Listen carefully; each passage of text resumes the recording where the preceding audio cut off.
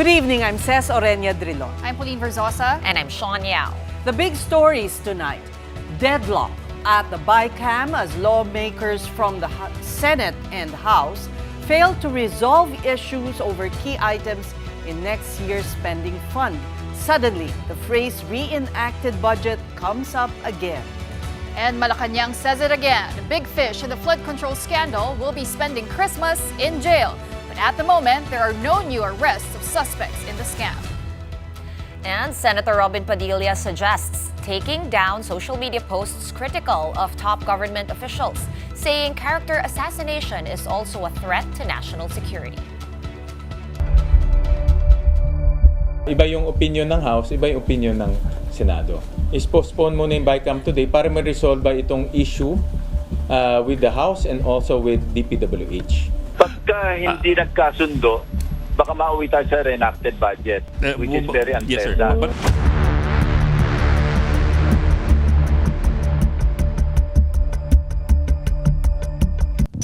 The big story begins with the postponement of today's Bicam session for the 2026 national budget after unresolved issues over some items. The biggest contention, the 45 billion peso cut in the spending fund of the Public Works Department. Mobile journalist Merimon Reyes reports to us live. Merimon, what prompted the deadlock? Ano ba ang hindi pagkakasundo sa DPWH budget? Ladies, good evening sa inyo. So far, ang pinakasinasabi ni Senate Finance Committee Chair Senator Sherwin Gatchalian, may deadlock pagdating dito sa budget ng DPWH kung saan kailangan din daw nila ngayon na makipag-usap sa Public Works and especially kay Secretary Vince Dizon para ma-check talaga ito. Kahapon itong weekend kasi, nung si Secretary Dizon nagpresenta at nagsalita dito sa Bicam, ang pinakasinasabi niya is yung possibility raw ba ng pagbabalik ng ng 45 billion pesos dahil nga yung costing ng mga materyales posibleng yung malaking slashing pa nito, baka number one, meron parang mga contractors na hindi na mag-bid dahil yung project cost, malaki na raw yung natapyas dito. And number two, yung costing daw kasi ng mga materials, it varies from the location, from the proximity of the sources of the materials. Kaya ang nangyari, medyo naapektuhan yung itong mga implementation ng mga proyekto. Nearly 10,000 projects ang sinasabi ni Sec Dizon na mga apektuhan. And that's around 400 billion pesos worth ng mga proyekto. So yun yung isa sa pinaka ngayong araw naging dahilan kaya hindi natuloy ang Bicam. Ang sabi din dito ni Senator Sherwin, nag-caucus ang mga senador at pagkatapos nun, doon lumabas yung decision or yung call nila from the Senate to postpone the Bicam. And then later on, dito naman sa PICC mismo, ang sinabi rin naman ni Senator Win is nakipag-consult din naman siya sa kanyang counterpart, which is si House Committee on Appropriations Chair, Congresswoman Micaela Swansing, tungkol nga doon. Pero ang malinaw sa ngayon, sabi rin ni Senator Sherwin, bukas magpapatuloy ang Bicam 4 o'clock in the afternoon. Merimon, can I get a clarification on that? We did just get the breaking news na magpapatuloy tomorrow yung Bicam, pero may nakita kasi kaming post rin from Congressman Javi Benitez naman. Parang it's a very long post, but long story short, it's implying na no-show yung Senate sa Bicam kanina because may live stream pero maraming empty seats at yung mga House members lang yung nandun. What happened? Oo, tama yan, Sean. Until ngayong oras na ito, siguro mabilisan lang dahil medyo bawal pero sige, sisilip na sa inyo. Ito lagay dito sa loob ng mga desk. Kung ano yung nakatutok yung kamay ko ngayon, yan yung mga bakanting upuan ng mga senador na buong hapon, lalo na noong around 4 o'clock p.m. yung inaasahang pagsisimula ng Bicam, bakante yan.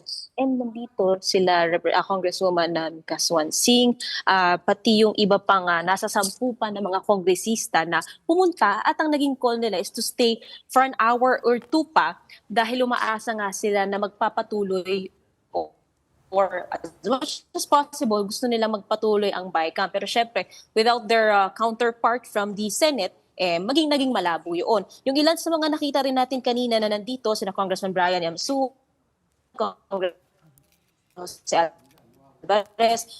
Rufus Rodriguez, Christine Singson, and makipag-usap din dito kay Congresswoman Swansing. At yun ang napagkasunduan nila, they'll continue tomorrow 4 o'clock. Well, Marymon, speaking of the DPWH's budget, many were also critical of DPWH Secretary Vince Dizon showing up to the Bicam. Tell us, ano ba yung sinabi ng iilang mga senador tungkol doon? Pauline, yung isa pa nga, sila Senator Urfo, medyo kinwestiyon nila na bakit nga ba kailangan ni merong resource person na magsasalita. And sabi rin, kailangan daw bang bisitahin ulit yung provisions ng proseso ng mga Bicam pagdating sa ganitong sitwasyon. Pero ang pagpapaliwanag din dito ni si Senator Sherwin is very rare daw, and may limited times din talaga na pagdating sa mga ganitong may technical issues or technical na topics na kailangan pag-usapan, maaari raw na may magpapaunlak at magpapaliwanag na resource person. So nangyari dito sa case na to, dahil mabigat yung usapin, especially sa budget ng public works, pinaunlakan si Secretary Dizon para makapagsalita. Panghuli na lang, Marymon, nanganganib ba na hindi mapasa ang budget? Merong pinag-uusapang reenacted budget. Pwede ba itong mangyari? Nako, so far as both sides from the Senate and from the House, parehong malinaw ang katayuan nila. Walang maging reenacted budget. Ang timeline sa ngayon, sa ibinahagi ni Senator Sherwin Gatchalian, bukas magpapatuloy ang Bicam, 4 o'clock in the afternoon. Wednesday, tuloy pa rin ang Bicam, and hopefully daw matapos na ang Bicam by Wednesday. And then ang ratification, December 22. Pero kung sakaling maging kapos pa yung oras at panahon, open din daw ang mga senador to work until December 23, December 24. Wag lang daw ang araw ng Pasko, pwede naman daw December 26. And hopefully yung ratification nga matapos within that week. And then by December 29, na linis na, narepaso na, at mapipirmahan na ito ni Pangulong Bongbong Marcos. Ang sinasabi dito nila Senator Sherwin, dahil sa transparency efforts, yung first time na i-live stream, and yung pagiging specific ng mga pagtatalakay sa mga loob ng panukalang pondo, kaya raw talaga kinakailangan ng oras at panahon. Pero sure at ang kanilang assurance, itong pondo for 2026, malinis and corruption-free. Ladies. Okay, maraming salamat. Mobile journalist Marymon Reyes reporting to us live from the PICC, the venue of the Bicam. Meantime, Senate President Pro Tempore Panfilo Ping Lacson further discusses contentious issues that sent the 2026 budget Bicam into a deadlock. On our sister program Storycon, Lacson said there are 3 sticky points that are delaying the progress of the Bicam with just 17 days to go before the new year. We had a long focus after lunch, or over lunch this afternoon. Ang tatlo yung contentious issues as far as the Senate is concerned. Una, yung MAIF. Second, yung farm-to-market road. Farm-to-market. And then third, yung balance, yung 54 billion na sinasabing overpriced na kailangan kartasin sa budget. Third, yung MAIF. Okay. Ang napagkasundo namin, nothing short of, absolutely no guarantee letters from politicians. Sabi ko sa kanila, I can change my mind. And so with the others, na yung mga like-minded na kasama ko sa majority block ng Senate, ganun din ang kanilang sentiment. Kasi nga naabuso. Kasi there were even reports in the past na binebenta ito Yung farm-to-market roads, dapat talaga DA ang nakakaalam yan. Kasi alam din naman natin yung farm-to-market, di ba? Open nga dyan yung ibang kongresista, farm-to-pocket roads na nga tawag nila dyan Parang tanggap na nila na farm-to-pocket yan. Kasi marami rin kayong nakunan yung media na mga sampling, na mga farm-to-market na talagang hindi naman ginawa yung kalsada. Mali kasi ang nag-uusap na lang dyan, House panel at saka Senate panel. Dahil sumulat daw si Secretary Vince Dizon na pagbigyan nila na magpaliwanag. And nag-backslide tayo sa committee hearing. Kaya nasayang yung parang kahapon, yung buong hapon o gabi, parang doon lang na pag-usapan, hindi sila masyado nakausat doon sa may camera conference. Over the weekend, lawmakers hiked funding for the medical assistance to indigent and financially incapacitated patients, or MAIFIP, to $51 billion. Swansing said 1.1 million patients would lose coverage if MyFIP's funding was reduced. The Bicam also approved 33 billion pesos in funding for farm-to-market roads that Lacson protested as, quote, unplanned and unvetted. Yesterday, Public Works Secretary Vince Dizon personally made an appeal to restore 45 billion pesos in his agency's budget. Dizon argued that the Senate erred in applying the revised construction materials price data, or CMPD, across the board. Lacson said such differences could result in a reenacted budget, given that they are now pressed for time. Pagka hindi nagkasundo, baka mauwi tayo sa reenacted budget, which is very Yes, sir. unpleasant. Medyo oro de peligro na kasi give or take para makapag-isort out lahat ng LBRN mo at saka yung counterpart sa House, lahat ng mga napag-usapan, yung final. Medyo matagal yan, at least mga 3, 4, 5 days. Ano? Tapos yung Malacanang, they need at least 1 week para i-review yung enrolled bill. And citing information that he heard, Lacson said the impasse in the Bicam could cause casualties in the House leadership.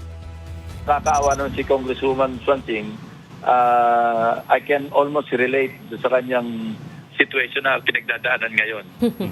So of the three, Ang dami niyang, pati si Speaker Boji, pati si Majority Leader Sandro Marcos, medyo hirap. May threat pa sa kanilang leadership.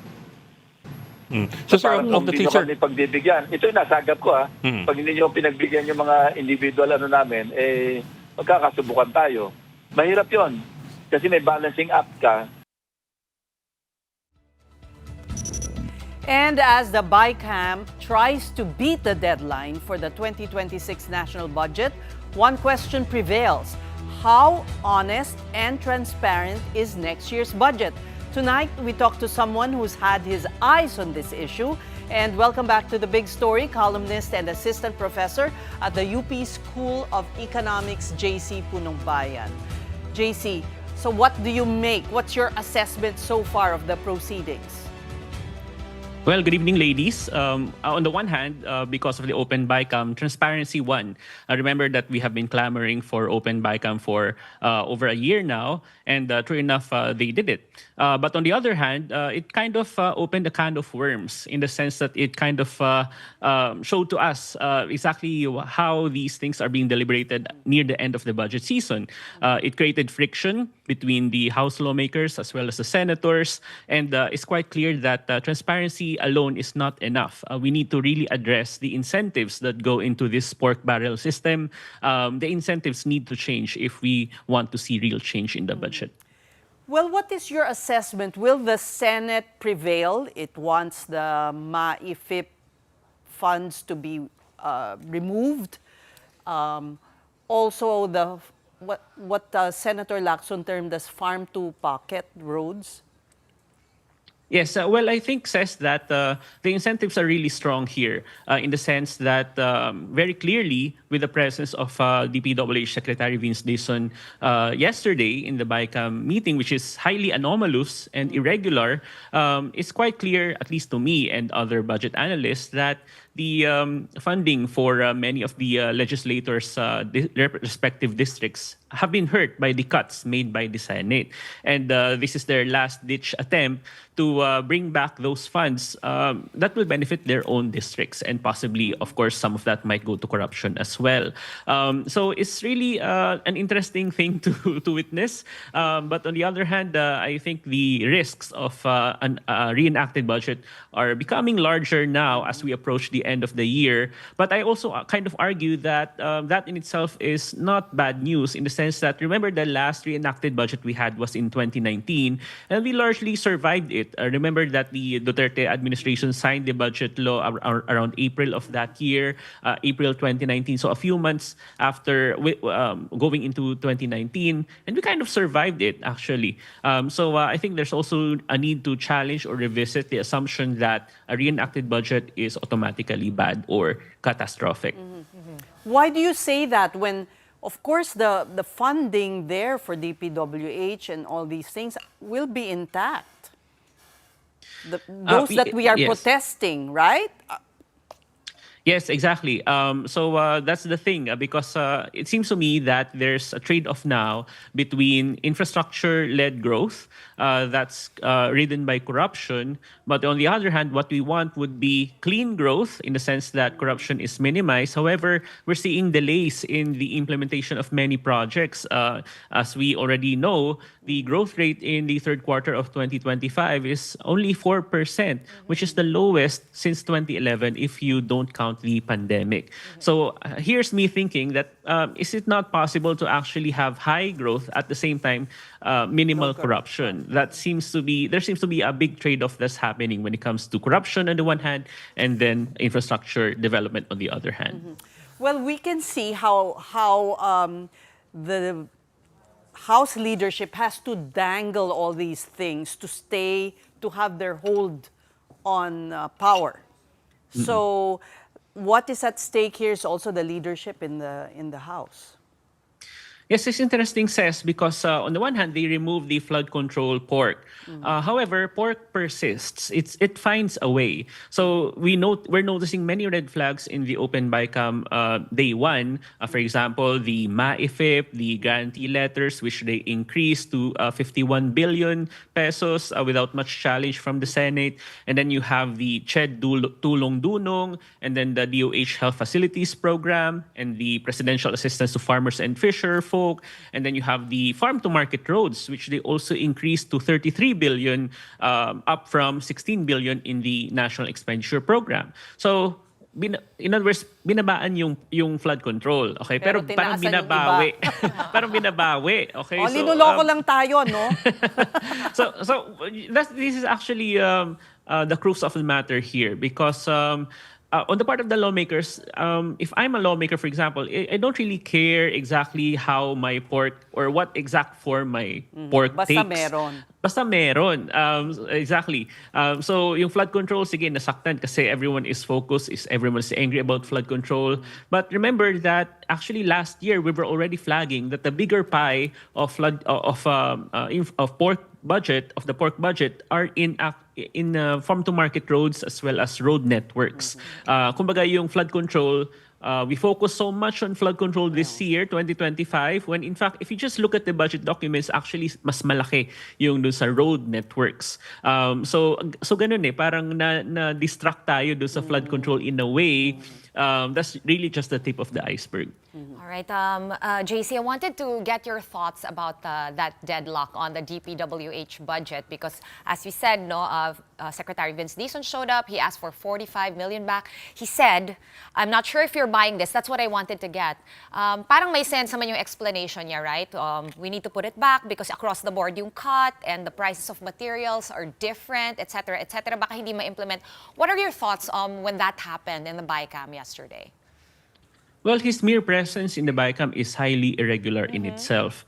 Of course, we opened Bicam first in history, but also the presence of a member of the executive. When in fact, I was thinking yesterday while watching the proceedings, is it not possible at all for the lawmakers to finalize the budget by themselves? There's so many people there already, and now is really not the time to discuss these minutiae or these details. When in fact, as pointed out by some lawmakers, the DPWH and other agencies already had so much opportunity to defend their respective budgets. And they have their sponsors, by the way, as well, among the House representatives. So this is not the venue to talk about this. It's too late already to talk about these details. And it's very clear to me that the only reason that Secretary Dizon is in the Bicam is that many lawmakers, especially in the House of Representatives, are threatened by the cuts made by the Senate. So nag-aabogado siya para sa mga kongresista. Tama ba? Can we term it that way? That's my reading as well, because I think you saw the PCIG report that for the 2026 budget, as much as 2/3 of the DPWH budget can be considered pork projects. So in other words, much of the pork is still in the DPWH, and the House lawmakers are trying to cling as much as possible and defend defend those pork budgets. And this is their last-ditch effort to do that because they will lose money if the Senate revisions prevail. But what do you see happening there, JC? I mean, that's the root of the deadlock now in the Bicam. Do you think there's a middle ground where both chambers would agree in terms of the DPWH's budget? Well, it's hard to predict because everything is unprecedented. We're kind of watching this together. But yeah, I think the bigger problem we have right now is how do we get rid of this pork system in the first place? Because the Supreme Court already banned it supposedly back in 2013, but it keeps cropping up. And I'm afraid that merely opening the Bicam proceedings or live streaming it is really not nearly enough. It's a step in the right direction for sure, and we're seeing all of these problems, but it's really just the first set of reforms that need to happen. The elephant in the room is still not being addressed, the pork system. JC, just wanted to get your thoughts. I think you heard the sound bites we rolled from Senator Ping Lacson. Of course, we have come to rely on him as somewhat of a budget defender, right? Do you agree with his statements na pag nilagyan natin ng security provisions, itong mga maifip na ito, para hindi na mauwi ulit sa guarantee letters and political patronage. Are you in favor of that? And also, do you buy na parang di natin pwede i-load lahat sa PhilHealth kasi hindi pa kaya nung kapasidad nila and all these arguments? Well, they're going to rely on that reasoning that the healthcare system is not perfect, universal healthcare. They can reason that every year, okay? And then there will be no end to this system. They can always defend if they're going to invoke that reason. I think the better route is to really cut the pork here, cut the patronage-driven assistance, health assistance. Don't make people beg and fall onto their knees just to get help from respective politicians. Kasi even if sabi may mga provisions to minimize the involvement of politicians. Pero ano pa rin yan, parang ito galing kay senator, galing kay congressman. So parang nandun pa rin yung pangalan. Even if wala sila doon sa actual, totoo man hindi naman sila talaga humahawak ng pera. Wala naman ko-contest nun eh. Pero the mere fact na sa isip ng mga tao, ito galing kay congressman, ito galing kay senator. So nandun pa rin yung patronage, the link to patronage is still there, even with all of those. My comment and question is, these politicians, they are deaf. They are deaf to the public clamor. As you can see from what's happening, parang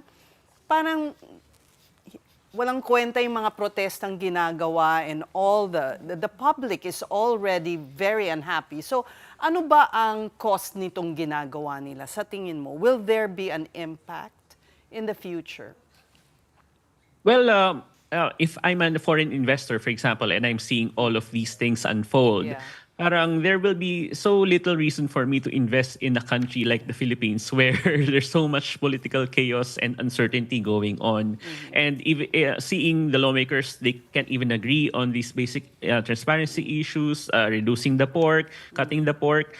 I would just rather invest elsewhere. And in fact, when you look at the foreign direct investment data, it's really gone down significantly. I'm really afraid that it will continue to hurt economic growth in the future, even if you reenact the budget. Kasi the lawmakers keep saying, if we reenact the budget, or if we don't, for example, Secretary Dizon says 10,000 projects will be undoable, unfeasible, etc. Pero even now, we're seeing a slowdown of growth already because of the slowdown of government spending, the hesitation there, and also the lack of investments coming in, yung mga foreign direct investments. So it's not a matter of when the economy will be hurt. The economy is already being hurt right now.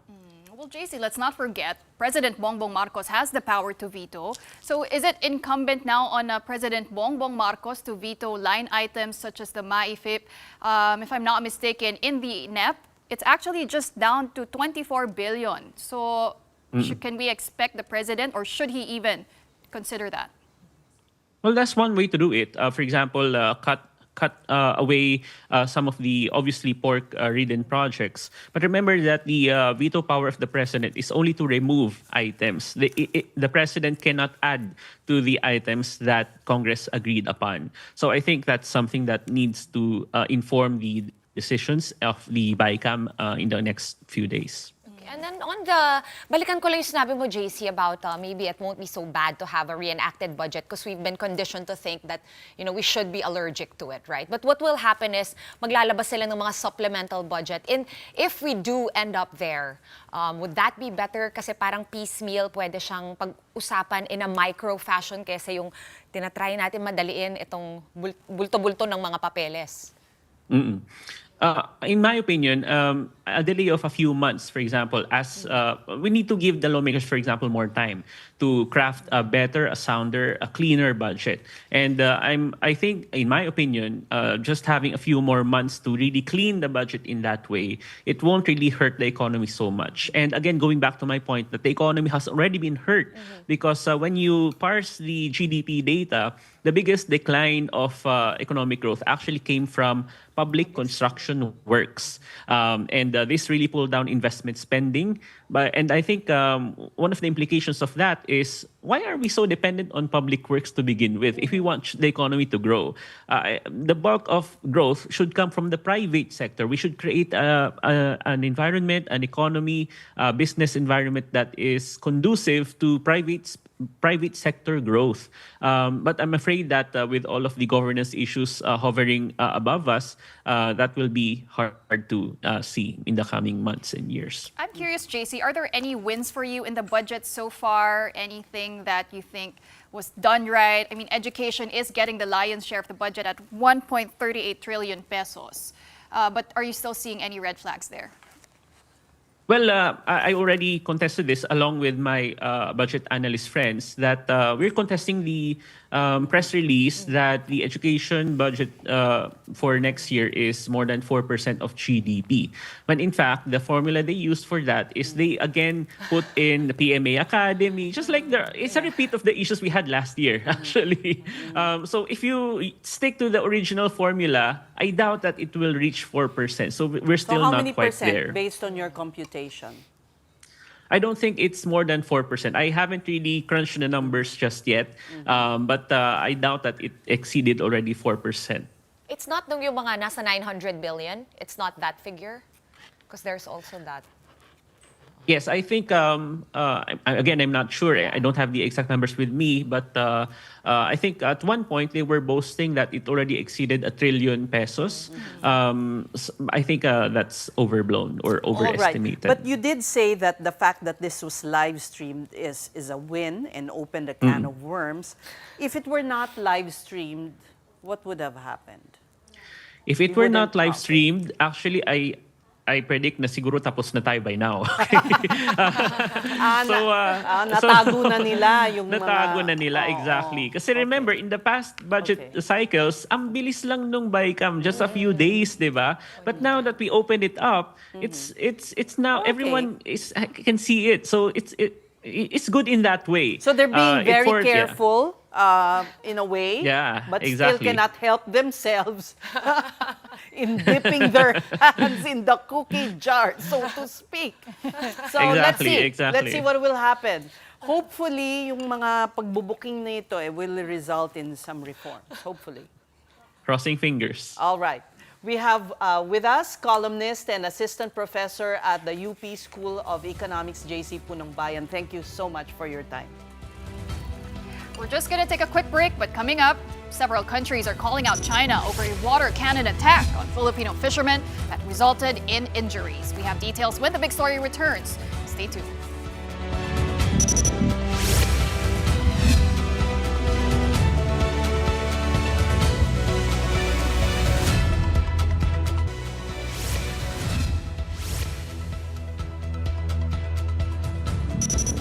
Thank you for staying with us here on The Big News. We're circling back to our top story. Bicam talks on the 2026 budget now deadlocked. A sticky issue is the MAIFIP, or the medical assistance for indigent and financially incapacitated patients. And joining us now is Deputy Majority Leader Senator J.V. Ejercito. First of all, Senator, we hope you're recovering from your bout with pneumonia, we understand? Yes, thank you, Ces, Shawn, and Pauline. Ladies, thank you very much. I'm still in the hospital now. I hope to be able to be discharged maybe in a day or two. Just finishing the antibiotics because I suffered from pneumonia. So hopefully I'll be discharged very soon. Ganyang kahirap ang trabaho sa Senate, nahapo kayo, Senator, lalo na dito sa MAIFIP. Explain to us, you've sent a letter of appeal to your colleagues. Pakikinggan ba kayo o hindi? Yes, because I'll be a little bit biased, no, because I'm the principal sponsor and author of the Universal Healthcare Law. And from the MAIFIP, although admittedly could help some of our constituents, but it runs contrary to the very purpose of the Universal Healthcare Law. That's why that's with the UAC now, yung pong people don't have to go through the agencies anymore, like PCSO, PAGCOR, and to the politicians themselves. What we want with the Universal Healthcare is that all the funds would be centered into one general fund to PhilHealth, that pag meron na ospital, dapat diretso na sila sa ospital, not anymore through the agencies and the politicians, no? Right. And that's why, sad to say, but ito pong MAIFIP is patronage politics, no? It's like, it's like giving away medical assistance by using government money na. Of course, people would think it's your own. So it's really patronage politics. And that's one of the things that we want to do away with the Universal Healthcare Law. It's about time. Yes. And originally also, the NEP proposed a budget for MAIFIP was only 24.23 Lumaki pa. billion. Oo. Yes, and then the House of Representatives increased it to 49.2 billion, so dinoble nila, while the Senate decreased it to 28.4 billion again. What really surprised me is that the Bicam did not adopt the Senate version, but instead increased it to 51.6 billion. That's why I made a manifestation that we are hoping that we have to just go back to the President's budget, original budget at 24 billion, and the rest be at least be used with PhilHealth, so that it will be used for Universal Healthcare Law.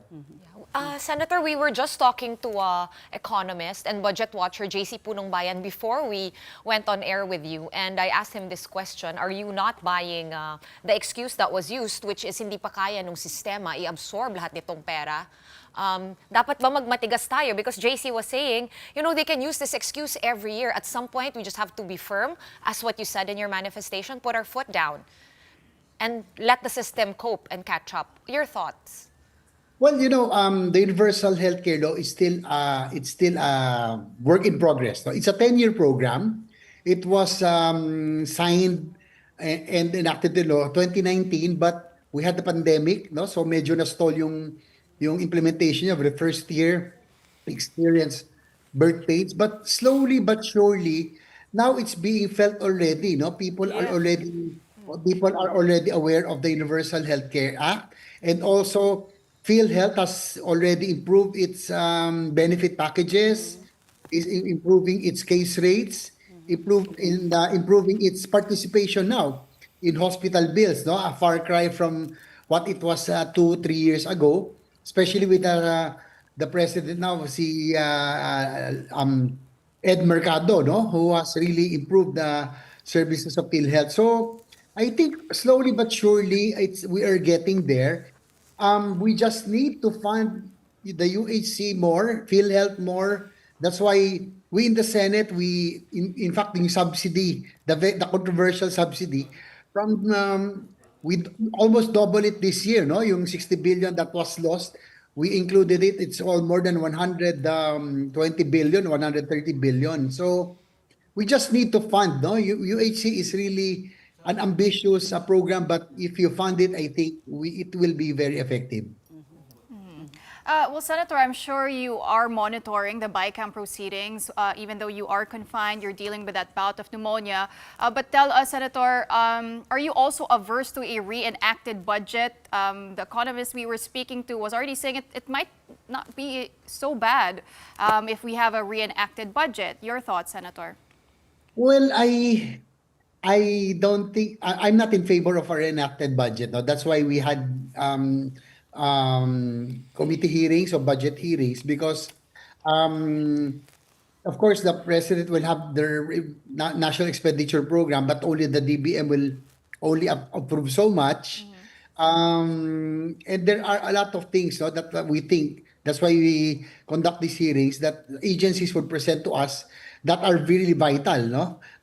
For example, what I defended this in particular budget is Department of Transportation. As you know, it became also very controversial that the foreign assisted projects or the priority projects was lodged in the unprogrammed funds, no? For 2 years. That is why this year and we made sure that the rest we made sure that it will be lodged under the program funds, and the rest for yung may iwan doon, of course, at the end of the year. I propose a special provision that green light yon, and wala na siyang kaagaw in that program appropriations this time, unlike before. Inuna kasi ng mga projects nila Saldico and Company, kaya nga nilagay ito sa unprogrammed funds. So that is one of the things that I really I'm not in favor of an reenacted budget because, you know, ladies, the JICA, the Japanese embassy, went to the president and complained because of the delays in the payment because of being lodged in the unprogrammed appropriation. So this year, we made sure that it will be in the program appropriations and there will be no more delays in the foreign assisted projects. So that might be one impact kung mag-reenact ang budget. I would think so, no? Okay. And I think yung delay of the North-South commuter line in the Metro Manila subway system, no? Yung paglalagay lang niya sa unprogrammed appropriations for 2 years. Delayed us, no? From 2028, it's now 2032, the pushback by 4 years. Not to mention the commitment fees that we need to pay. So that's why I'm not for a reenacted budget, if only for, of course, for the foreign assisted projects. Now let's move to another issue, the BIR letters of authority. When is the next investigation? I know you're still in the hospital, but what is the update there? It will, there's no announcement yet from our chairman, the Blue Ribbon chairman, Senator Lacson, but he said there will be another one, probably after we we have gone through the Bicam. Of course, it has to be the priority. Probably next year already, ladies, no? But we resume. But the good thing about it is that at least we have started already. No, nobody would dare fight or go against BIR. No, at least a lot of things were already. We started, of course, with using the LOAs by weapon. They are weaponizing it for extortion and corruption. Okay, but Senator JV, what can we expect next year when you're better, of course, and out of hospital? Because this has been persisting for the last couple of years. As you know, everybody's social circle, someone's affected, diba? But how do we get people to really, come out and, kumbaga, share their experience? Because a lot of the small businessmen are really, really afraid na babalikan sila. That's another reason na walang Yeah. investments, di ba? Kasi, can you Yung imagine? foreign chambers are complaining. Yeah, Sas is right. Well, that's the real challenge right now. We are some people who have sent us emails about their narrating their accounts, and we're trying to convince them to put it in affidavit form. As you know, this will be really a challenge because naturally businessmen, especially Takot. those in the Takot small sila. and takot talaga sila, no?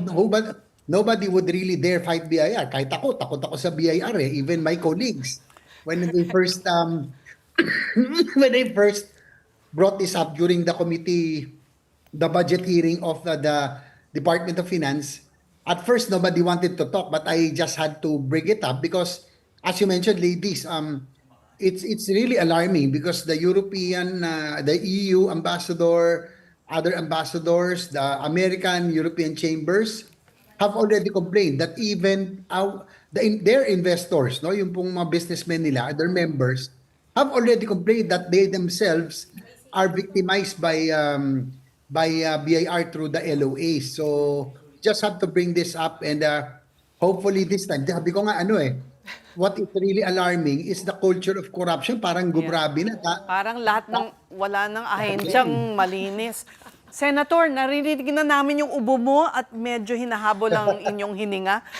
Please take a rest. Thank you for taking the time to talk to us. But again, siguro just to make pahabol, okay. like sa LOA kasi, for example, 1 million kayo nag-negotiate.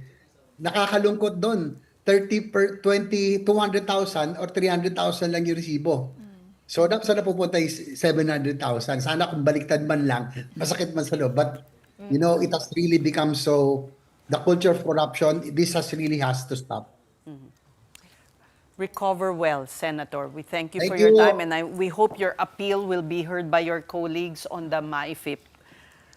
Maraming salamat. Thank you very much, ladies. Right now, in other news overseas, an update on the terror attack at Bondi Beach in Sydney, Australia. The death toll has risen to 16, while the wounded is up at 50. The Philippine consulate said there were no Filipino casualties. Oh! Oh my God!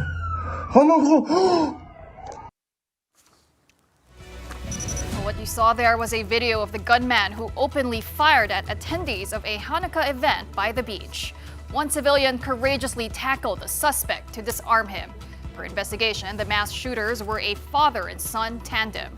The 50-year-old dad was killed in an encounter with police, while his 24-year-old son sustained injuries and is now at a hospital.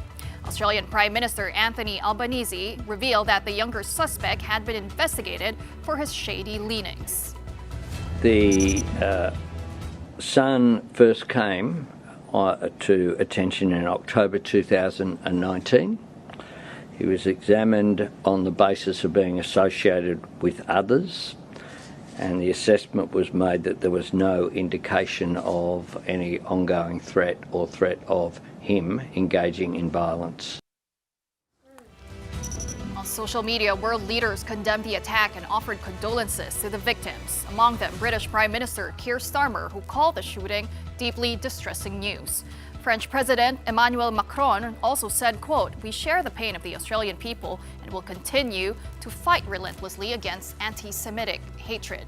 Even United Nations Secretary General Antonio Guterres condemned the incident, saying the festival should have been a celebration of the miracle of peace. King Charles of Britain and his wife also sent their condolences.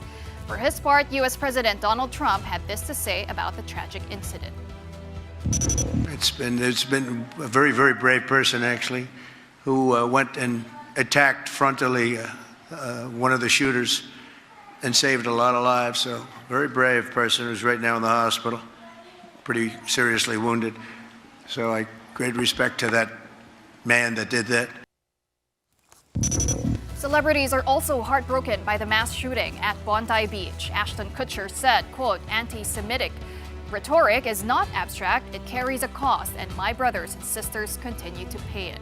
Australian actress Rebel Wilson also called the incident the absolute most un-Australian thing to happen.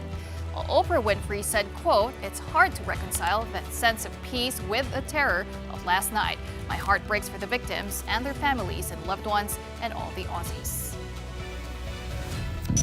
And here's another piece of tragic news, this time from the United States. Legendary actor-director Rob Reiner and his wife were found dead at their home in Los Angeles on Sunday. Reiner and his wife Michelle were stabbed in what police say was an apparent homicide. The LAPD is withholding further information on the incident pending the report of the coroner. There is no suspect being held in custody as officials try to get a search warrant to obtain evidence.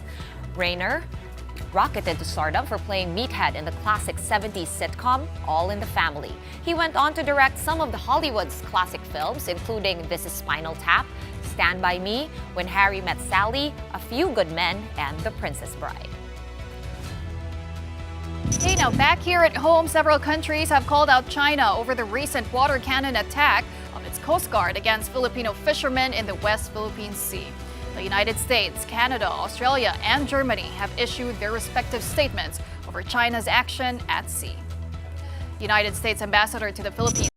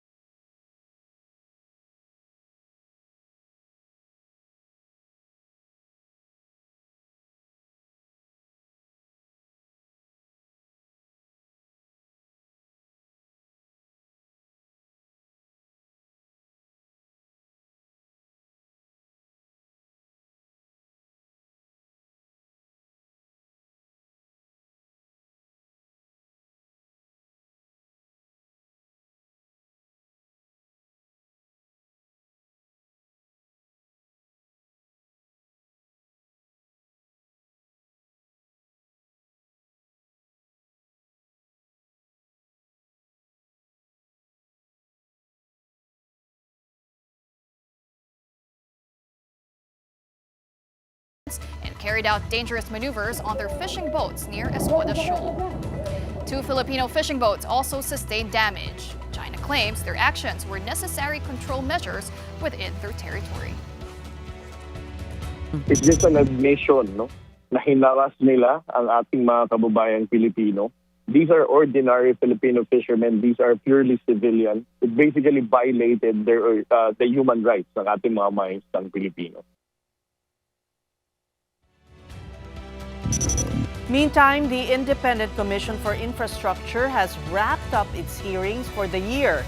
In its final session for 2025, the Commission called in AGA Party List Congressman Nicanor Briones and Budget Acting Secretary Rolando Toledo.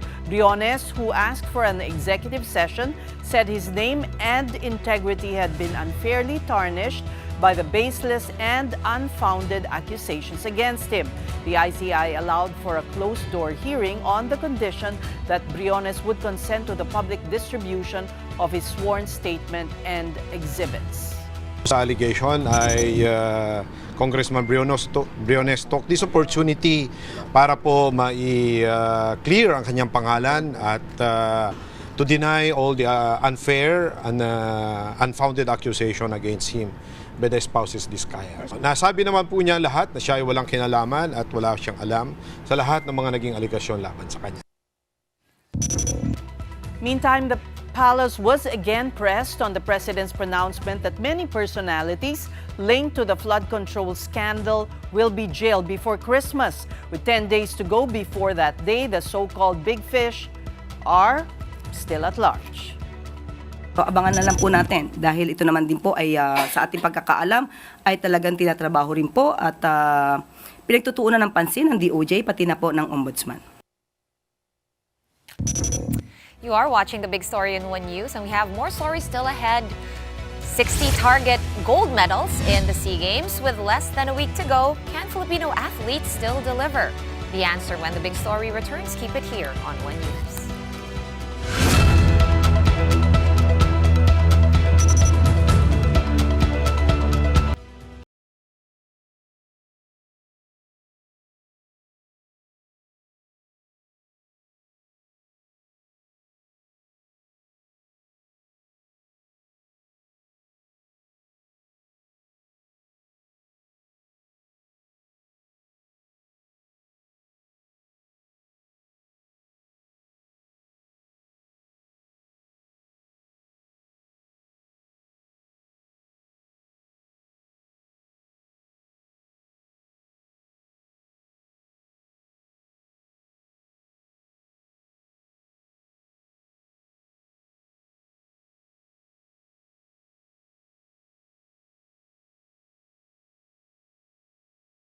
Di masasaktan ang malayang pamamahayag. Ang tatamaan ay ang mga may masamang hangarin mga masamang budhi, mga demonyo. Ang demokrasya po ay nakatayo sa katotohanan at tiwala. But the PNP and the DOJ were quick to shoot down Padilla's suggestion. They explained that there are certain parameters in removing social media content immediately which do not include criticism of politicians, and that the government has no mechanism over community standards on social media platforms. Sa Facebook, meron lang pong immediate sila ng mga for takedown kapag ito po ay threat to national security, terrorism, tsaka yung po sa mga protection sa ating kababaihan at mga kabataan. Yung po immediately nagagawa. 24 hours po na po nila po yan, na-actionan po kagad nila. Yung nasa law po kasi natin sa sa Cybercrime Prevention Act, technically and legally, Wala. may jurisdiction po tayo. Pero Meron. wala lang po tayong mekanismo para ipasunod sila dun sa mga orders ng mga law enforcement authorities natin. May jurisdiction lang po over cybercrime offenses. Right, and now shifting to sports, the Philippines is sitting on 6th place with 5 days to go before the 33rd Southeast Asian Games end in Thailand. And as of 6:40 p.m., the Philippines has raked 19 gold medals, 32 silver and 72 bronze for a total of 123 medals. Host country Thailand remains at the top of the leaderboard with 271 medals, followed by Indonesia with 164 and Vietnam with 142. Now the question is, will the country still achieve its target of 60 gold medals? Let's get the latest from One Sports correspondent Doreen Suay Baguio, who still joins us live from Thailand. Hey Doreen, tell us about the campaign of our Filipino athletes and our latest medalists.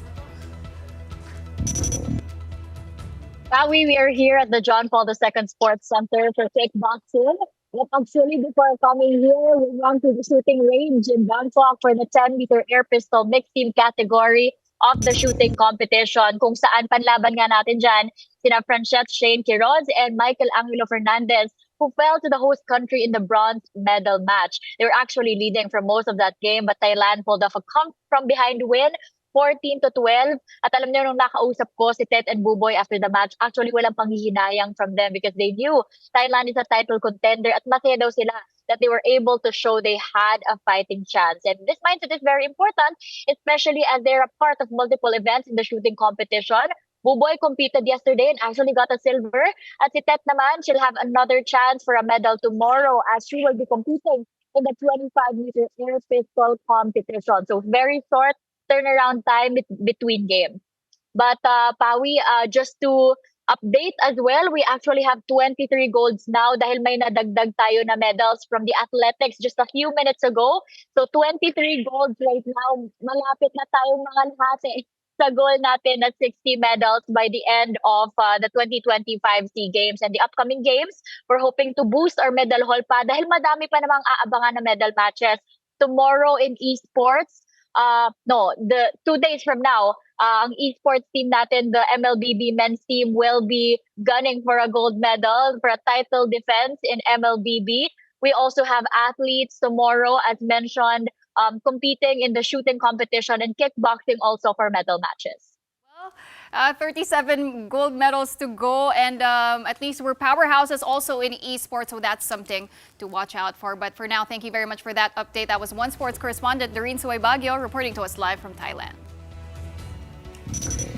And guys, did you realize 10 days to go until Christmas and just 17 days to go before 2026, and authorities are already hoping that everyone will opt for wholesome and safe merrymaking.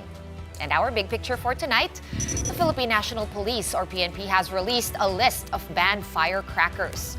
The list has 25 prohibited paputok that will include that all too familiar Watusi, Piccolo, 5-star, Plapla, and Super Lolo. And then there are new names like Goodbye Chismosa, Coke in Can, Dart Bomb, Quiton, and Kabasi. However, these firecrackers are called, their physical and online selling are banned, with sellers and buyers to face sanctions. The PNP likewise reminds the public to avoid fireworks and firecrackers that are oversized, overweight, and without labels. Akala ko goodbye contractor eh. Who comes up with these names? Mas benta yun, diba? Oo nga. Teka muna, so ano yung allowed? Wala. Lucis. Roman candle Sparklers? fountain. Yeah. Oo. yung Safe mga ones. medyo safe. Dapat lahat bawal. Dapat lahat Kasi bawal. super polluting, di ba? Oh, yes. Saka natatakot yung mga bata, nakabingi, animals. Dogs. One can hope. Well, as Shawn mentioned, 10 days to go before Christmas, but here we're still live delivering you all the news. But for tonight, that's it for the big story this Monday. Thanks so much for watching. We are back here tomorrow, though, at 7:30 p.m. We'll see you then. Kapatid, we are One News, all sides, all the time. Have a good night.